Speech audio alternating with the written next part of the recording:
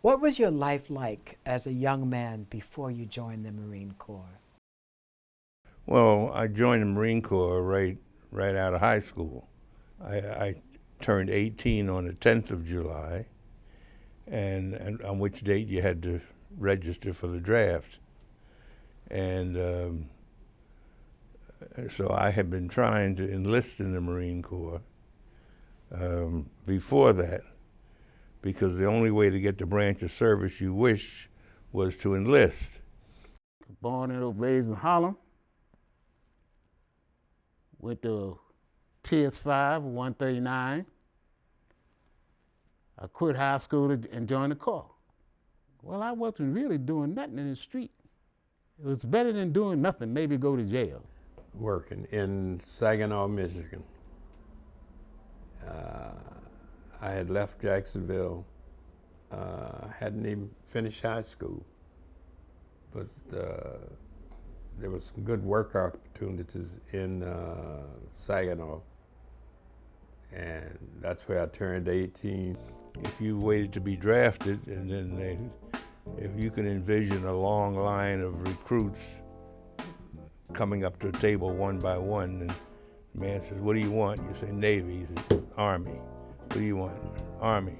"Navy." Whatever you want, to give you something else. So I wanted the Marine Corps. The reason I wanted the Marine Corps was that people you knew were dying. This was not Vietnam. Nobody was going off to Canada to avoid going to war. Everybody went. And it was the uniform that attracted me. So I asked the sergeant that had my papers, "Why can't I go over there in that outfit?"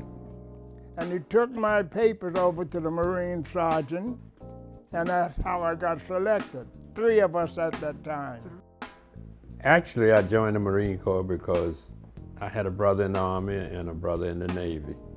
I wanted a member of the family in each branch of the service. Well, my brother had went, and he was in the 51st Defense. And I thought I might be able to see him. Saw him one time. He came over when I was in training, to see me. He waved at me. That's all he could do. I never saw him anymore. I figured the best way to increase my chances of survival, the best way was to be well trained. On the ride down south, what was going through your mind at the time? I didn't have no really intermingle with white people except when I went to high school. That was the most white people I've seen in one place. When I stepped up to the window of this bus station to buy a ticket, and the guy said, "Round the back, boy." I see the door say white, see the door say colored. I see Chinese people go through the white door. I felt funny at first with it. I said, well, he ain't black, he ain't colored, so I guess he can go through. But the door still said white. And we was in the car right behind the coal tender. But unfortunately, they could not close the door. The Marine MPs were in the car behind us, looking through. These hot cinders blowing in there, you couldn't get away from it. Real high 80s and whatnot. And that was the train ride down to North Carolina. White Marine. When we stopped to get something at a restaurant or something, he could go in and get it for me, and I couldn't go in the same place, even in uniform. And we went to a restaurant, and the guy wanted to know, "What you doing coming here? Go around the back." And we couldn't understand it. We're in uniform. So anyway, when we went around to the back, some of the brothers that was working there told us, "Watch yourself. The boys are talking about getting themselves some Marines." In other words, we were going to be jumped on a fight, whatnot. What was the boot camp environment like physically? I got off the bus, and the great big black sergeant said, "Where are your orders?" And I launched into this long explanation of why I don't have orders. And he hit me, and I bounced. That was my introduction to the Marine Corps? Well, I was just leaving Detroit, and I was looking like a Detroit young man, and I heard this loud voice, "Whoever that is back there with a hat on, get it off. You're in the Marine Corps now." Naturally, I dropped my hat, and I realized I was in the Marine Corps now. And there was no smile on your face and all that kind of, acting like you idiot. What was boot camp like for you emotionally? They took you to your limit and passed. When you thought you were gonna give up, you didn't give up. The DIs, the drill instructors, their job is to make you tough. And the way they propose to do it is to sort of break you down, build you up again. They gave no quarter. They were tough. You mentioned the white gunnery sergeant showed up.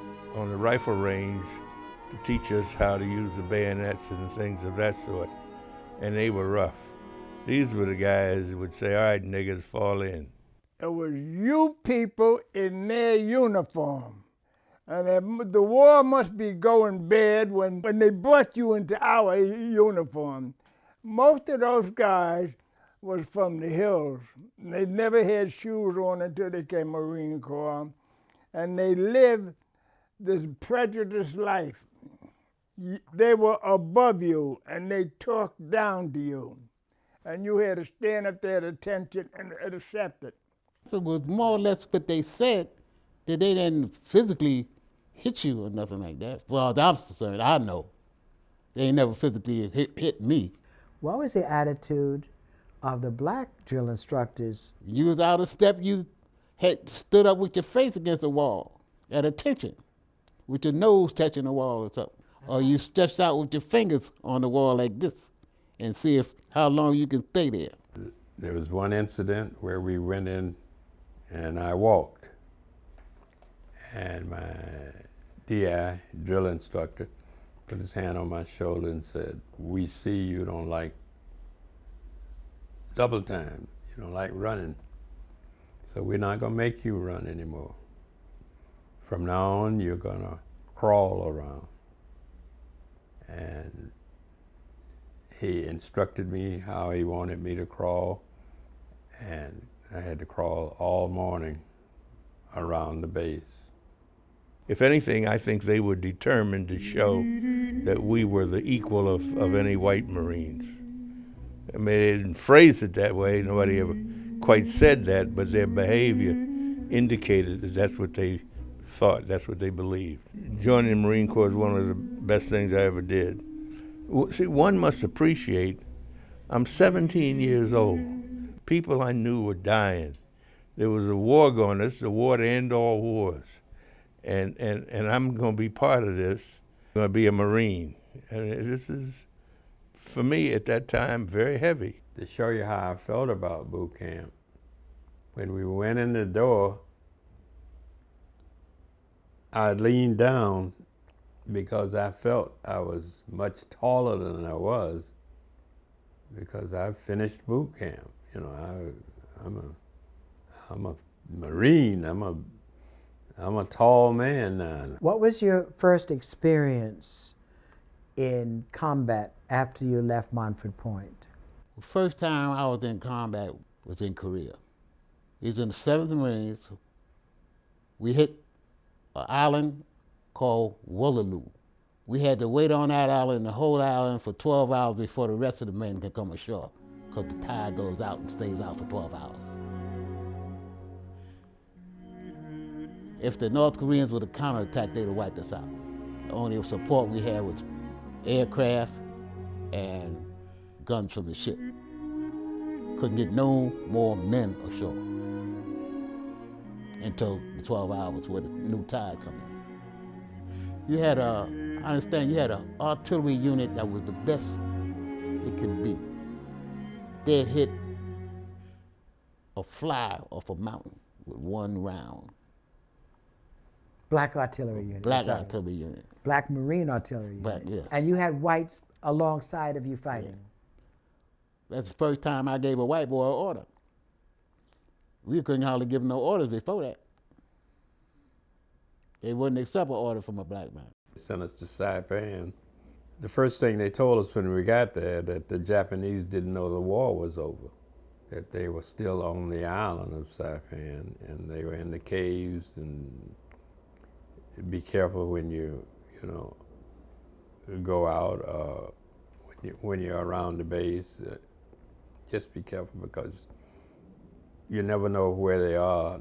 To them, the war is still going on. And the word came down that they was going to use us at night patrol because it would be hard for the Japs to see us.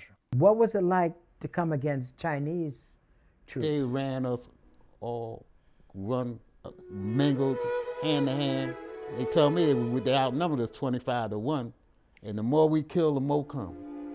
Were you ever in fear of losing your life? All day, every day. But that would make me fight harder, I think. How did you respond to that fear? After a while, it went along with everything else. You did.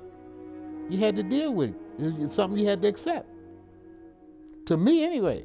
Otherwise, you were through. Well, the first time that I saw action, we were in the third wave at Saipan.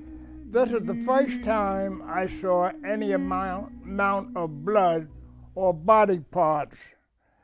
Before I went into the service, I only saw 2 dead people. My mother took me to a wake, her friends. They were people looked like they were sleeping, clean, dressed, and that was it. But I never saw what we experienced. Body parts floating, body parts hanging off of the stretcher.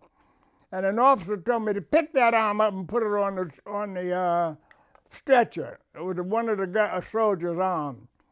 And it was the worst thing I could do. I couldn't eat with this hand for about 2 weeks. A fellow named Tibbs. We were talking like, he was no fun. I'm in this hole. He was talking like back and forth, you and I, and you don't answer no more. But we finally found out you got hit. But I've seen a Marine hand a child some rations, and the child blew up in front of us. So anytime one of them come next to me again, I'd shoot him. Our first patrol that we had at night was called a stinking stickum. In other words, if the body didn't stink, you would stick them. Because they supposedly had a couple of guys get shot. Is there anything in the Marine Corps that could be passed on to our youth? Discipline is about the only real thing I would give to my advice to somebody. I think it'd be especially helpful to some of our young people who think the way to be, quote, bad is to ignore the rights of others, and it's not. And whatever you do, don't be a bully. If you're gonna do something, whether you like it or not, do it as best you can. Because you're not gonna always like what comes out that street. Even to this day, I come across a problem, I think about Marines, think about boot camp, and it's no problem anymore. I'm a Marine, I can do it.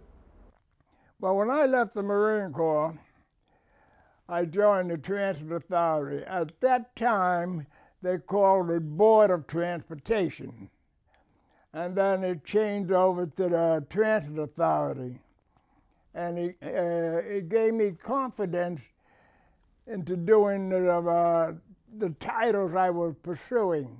I started out as a trolley car operator, and I ended up as a supervisor in Coney Island Yard master. My background from the Marine Corps played a big factor in helping me pursue these jobs, because you needed confidence and patience. Did being a Marine carry over to your public life, especially being the leader of arguably the greatest city in the world? I would like to think that it did. Thanks to many, many people, Percy Sutton among them, who was a Tuskegee Airman, I might add, who ran for mayor in 1977. I mean, no black man ever thought of running for mayor of the greatest city in the world. As a matter of fact, until it happened, I never thought we'd have a black president, but we have. Having a black president was something that I thought I would never see, especially growing up in the South. But it makes me have goosepimples just knowing that he was there and he made it. Every year around Dr. King's birthday, you think things are better today? I make the point that things are not yet what they should be.